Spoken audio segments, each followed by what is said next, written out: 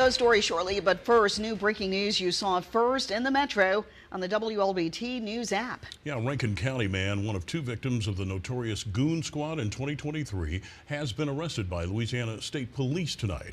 Now, there are at least 2 pages of charges against Eddie Terrell Parker, including narcotics violations, possession with intent to distribute, felon in possession of a firearm, and carrying a concealed weapon.